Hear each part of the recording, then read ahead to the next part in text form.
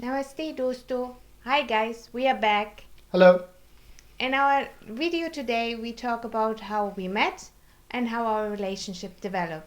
But first of all, I really would like to thank everyone who watched already our video, put a comment down, and liked the video. That was really encouraging and gave us a motivation to carry on. Yes, and make sure to subscribe if you haven't already. There's a lot of fun stuff going to be happening in this channel, so subscribe. But now we start with the video for today and how we met. Or better said, job we met. So how we met was we met actually in London. At that time I worked in London and I spent a night out with my colleagues. And Arno, I think went there with friends to just spend the evening in London and have a night out with the guys. So and we just saw each other, started talking to each other, and it was a quite easy talk. We had no problems to talk to each other, and it went quite nice, and it was a really nice feeling.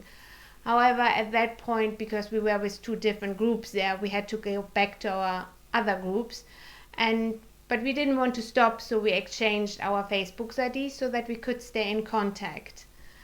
And a few days later, we started actually chatting, more like small things like how are you, how's your day going, what are you doing, things like this. And that kept going for a few weeks, quite a while. And then we decided it would be nice to see each other again. Exactly happened, and we started chatting on Facebook. It was just really small talks like, "How you doing? How's day?" And now every day, now and then, whenever we like found each other online, and then it slowly developed from there. We started chatting more. It went to start to become more long chats. How was your day? And I think more personal things like what do you do and what do I do, etc., etc. This kind of stuff, and things kept going on and on and on without we realizing how the things were going. And at one point, we just thought, yeah, let's probably meet again. At that time, I was still quite new in the UK, and I had not seen everything in London. So what I thought that maybe yeah, it's a good idea. I can go meet her, and then we can go places. I'll look around, and we would have a good day out in London. And she worked in London, so she knew all the tube routes and stuff. So it was really helpful. So we decided to meet in London. Yes, exactly. And we just spent a day out. We went to see the typical tourist spots you have to see, went for coffee, had a nice lunch, which was actually quite nice because Anu brought me to an Indian restaurant, a South Indian restaurant. I had the first time South Indian, which is quite different to the Indian I had in Germany because it's more the curry and things like this. But it was the first time I had dosa and I really liked it. It was really good. Yes. Yeah, so exactly. So we went to have Indian restaurant lunch at Indian restaurant, and just let me give you a bit background here. So there are a lot of Indian restaurants here in the UK. Other parts of Europe, not as many as in the UK, but majority of the food which is sold from the name of Indian food here in the UK is actually not Indian. They are, as one of my friends said, Brindian. So they are a British version of Indian food, and people don't really know because obviously they have not eaten the authentic Indian, so they won't even know what is a real Indian taste like. And I took her to I looked online before going and see okay where the places to eat. Obviously, I was a bit tight on money at that time, so we didn't want to go very fancy restaurant because dining in London is really expensive. Yes. It can easily go in hundreds of pounds in no time without realizing. Oh, yeah. So we looked into this before, and then I found this small place which was more like a canteen where you basically sit down and quite loud. Nothing you will have like in a restaurant where it's like nice ambient. Nothing is just like your canteen like in India, like table and chair and people are sitting in a row and eating and loud and kids screaming and shouting and parents saying come here you want to eat and this and that. So typical like Indian restaurant kind of canteen like of environment. And when we went there outside, Esther was like, "Really? This is where we are eating? You sure?" I said, "Don't judge the book by the cover. Let's try the food. I've heard about it. I've read about it. It's quite good. Let's give it a go." And then I was able to convince her to go in, And when she had the first, I think we had a starter, and the starter was a samosa. And when she had the samosa, I had the samosa and said, "It's alright, it could be better." She said, "Oh my God, this is the best samosa I've ever eaten." I said, "No, really, not me. I mean, if you find this samosa as the best samosa, then you have never eaten the real samosa, really." So yeah, so and then we had food, and obviously she didn't know what to order, so I told her what it looked like. A lot of people were eating, so I kind of pointed out that this is what it looks like. It was a big. Anyways, so we end up ordering. She went for masala dosa, and I think I went for dosa and some idli or something like that. And obviously it was a very very good experience. I really liked it. She really liked it as well.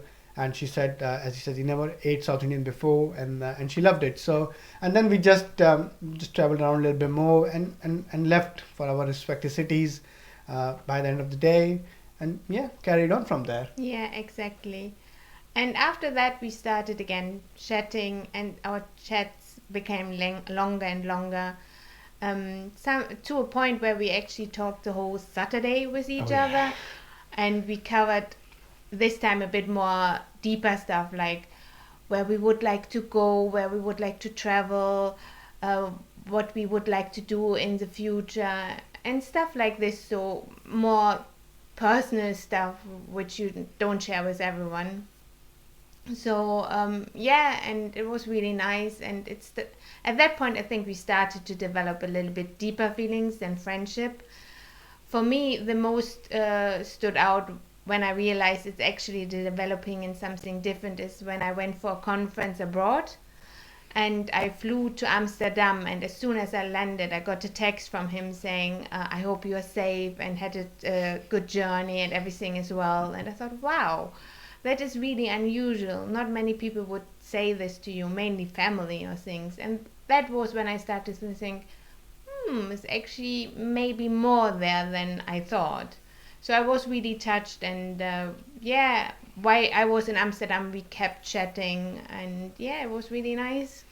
Yeah, I just as I said, it was like quite close friendship by then, and and I texted her like we do normally, saying to people, to close friends and family, that hope you've been okay, you safe, made it okay, etc., etc.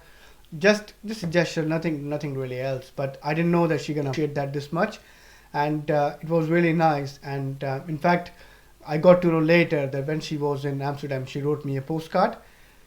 I have the postcard here with me. I'll show you today. So this is what the postcard looks like. This is quite one of the icons of Amsterdam. This canal and this bridge on the canal. It's really popular. I've not been there myself, but it's really interesting. It's really beautiful as well. And obviously I can't read to you what she wrote. It's a bit personal. So yeah, but no, I found it really nice. And that was like the first time I kind of felt that she's developing feelings for me, because before that it was just like small talks, and Esther at that time, even still, is quite shy, so it was quite difficult. She would not say anything which may give me the hint, so it was more like, to me it was like we're just friends. We like to talk to each other a lot, and it's nice. And I didn't know where was it going, and I had no kind of idea that it will end up becoming something else completely. And yeah, and then we just carried on, and we started talking again, and then she came back, and we were chatting. We chatted the whole weekend, literally. I think in the whole weekend we chatted for nearly, I would say, 20 hours. Could be, yeah. Yeah, and it was just writing chat, so not talking or video call, because she was really shy to speak to over the phone or the video call, and therefore we're just chatting, and we chatted pretty much all weekend, and then we start to feel like, okay, something is developing for both of us, and then at one point again we realized that we want to meet again. Yes, exactly. We had the feeling it's nice to chat, but it's not the same as seeing each other in person.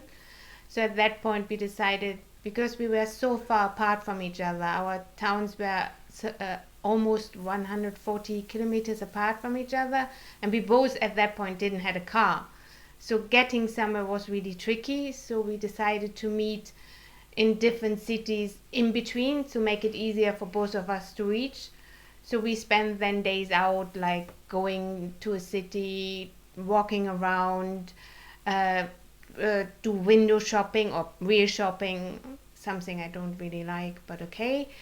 Going to a cafe, sit down and talk, going to a museum, just normal things you do on a day out. So we would do this, and it was really nice to spend time together, see different places together, and yeah, I think that was a time where we felt like, yeah, it's probably going somewhere. Yeah. So you might be wondering that if we didn't have a car, what about public transport? But just to let you know that England doesn't have a great public transport, and it is really expensive, really, really expensive. Especially coming from India, when I saw the train prices, I was completely shocked. The train can be that expensive. It's most of the time it's cheaper to drive here than take a train, which is really hard to believe, but that is true. So yeah, so it was a bit challenging, and as she said, we used to meet in the middle of the town somewhere where we both can commute to or get to easily, and spend day out together, did things together, and then slowly go back, and yeah, and then at one point we just felt like that, yes, I wanna basically tell her a bit more. So I said to her one day that, you know what, it has been really nice being friends with you, and I really start to like you, and I think if you have any problem, or if the feeling is not mutual, then maybe we should take a step back, because obviously it's not a pleasant feeling to be in a situation where you fancy someone and the other person doesn't. So, and then Esther said that she was really shy, and it was really difficult for her to say anything. She almost started walking away. I was like, oh my god, okay, I know now. And then she said, no, no, no. I said, so I'm sorry, I'm making you uncomfortable. She said, no, no, it's fine. I just need a bit time. And then was quiet for a few minutes, not looking at me, just sitting with eyes closed. And she said to me that, no, I really like this. I appreciate you telling me this. And I, I was like, had a sigh of relief, like, oh, okay, it's good to know. And yeah, and then we just carried on chatting, met wherever we could. And then at one day, out of the blue, Esther just told me that she decided to turn a vegetarian, which is a quite interesting story. Yes, so I for a long time was thinking about becoming vegetarian. I started the first time to think about when I was a teenager. It has mainly to do with the animals, and that I can't really see animals getting hurt, and I felt like if I'm eating them, it's not right. But I was never really able to do the final step. But then when I moved to England, where I mainly had to cook by myself, I didn't like to prepare meat, so I didn't really have that often meat. I had maybe once a week or even less. And then I thought, by the way, now I have a reason to become a vegetarian. I know someone who is a vegetarian, so why not become a vegetarian yourself? And that was the day where I decided to become, and since then I have been a vegetarian. Yes, it was a really nice thing to hear. I was not expecting Esther to become a vegetarian, because I would have not turned a non-vegetarian or meat eater. So I didn't expect the same from her. But it was really nice. I really, really appreciated even today Esther turning into a vegetarian. It just made our life easier. I can now sometimes we think about if one of us was non-vegetarian, life would have been more difficult, because obviously you have to cook separately, etc., etc. And I'm a bit particular. I would like my hands to be washed before, after touching meat, before cooking my food, and that just makes things more complicated, especially when we're only two people living together. So it was really, really nice. And I said, I really confirmed with her, are you really sure? You don't really have to. It's nothing from me. But she was really firm on her decision, and she wanted to do it. I said, okay, fine. I said to her that maybe you do it for a while, maybe a few months, 6 months, and see how you feel. And if you feel it okay, then continue. If not, then start eating meat again. She did it for a while, and she had no problems. And then she decided, yeah. At one point, I just said to her that, you know what, it's now more than a liking. Then I start to feel like I'm falling in love with you, and then she said to me, yes, I have the same feeling, but she was not like that. She was fully sure. So I asked her, are you really sure? She said, yeah, 99%. I said, how can you be 99% sure? If you are sure, you are sure. If you're not sure, you're not sure. And then she said, no, I'm 100% sure. I said, you can take your time. There's no rush. You can think about it. She said, no, I'm sure. And that's the point our relationship started. Yes. So I hope you enjoyed today's video, and if you have any feedback, obviously make sure to comment below. Don't forget to subscribe, like, and share if you want to. But it has been really a pleasure so far, and I hope this continues. So that's it for today. Bye now. See you later.